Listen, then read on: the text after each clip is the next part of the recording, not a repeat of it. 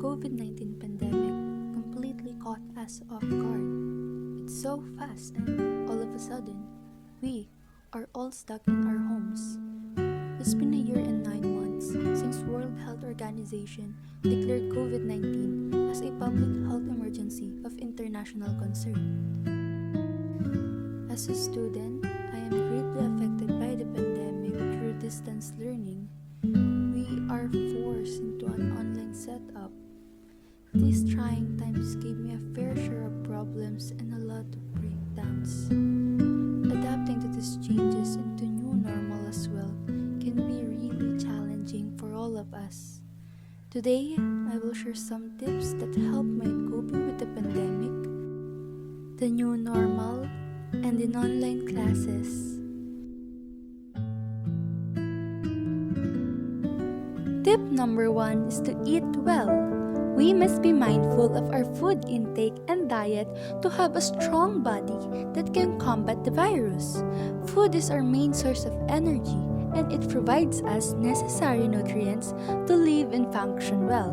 It is especially good for kids and students because, as research says, it helps in growth, development, and learning. You can eat whatever you want, but from time to time, you have to eat healthy foods like salad or some fruits or like my favorite Vietnamese rolls. Eat a balanced meal every day and stay hydrated. Tip number 2 is to stay active. Personally, I was a couch potato when the pandemic started. However, through some motivations and inspirations from my friends and from social media, I have decided to take exercise even a little to improve my overall physical health and skills. Aside from having a healthy body, it also boosts your mental capability and emotional well-being. If you're not really into exercising, you can just move around or do any physical activity. What I did was to learn new and cool dance moves. Here's how it turned out. Hold on loose, don't grip me so tight.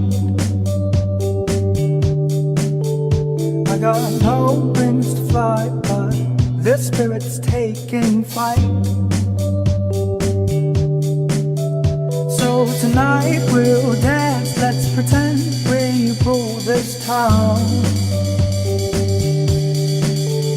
In tomorrow's dawn, I'll be long gone, long gone, long gone. Tip number 3 is to have a meaningful self-time. Do whatever you want. It can be a hobby or just something you want to try.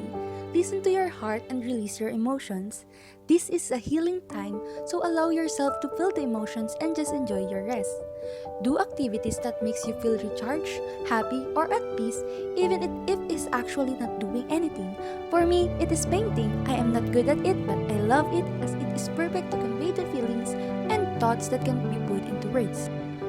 Aside from it, I am a really bad singer, but singing and listening to music makes me feel good and at rest.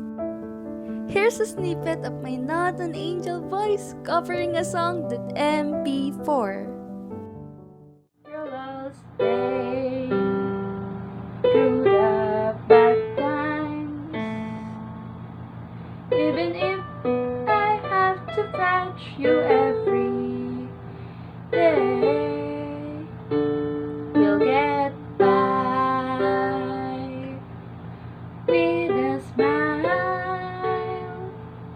You can never be too happy in this life. Tip number 4 is to connect with your loved ones. Don't forget to have some quality time with your family and friends. My family members are at home, so it is not a problem for us to connect and bond. My friends and peers are the only ones I have to reach out with the use of technology. It is very important to maintain these close relationships, especially in times when one feels discouraged and alone. We may not be physically together, but we can still comfort each other and send virtual hugs. My people are really the ones who help me in surviving these difficulties brought by the pandemic and in keeping my sanity. Tip number 5 is to create space for productivity. As a student, procrastination is my worst enemy.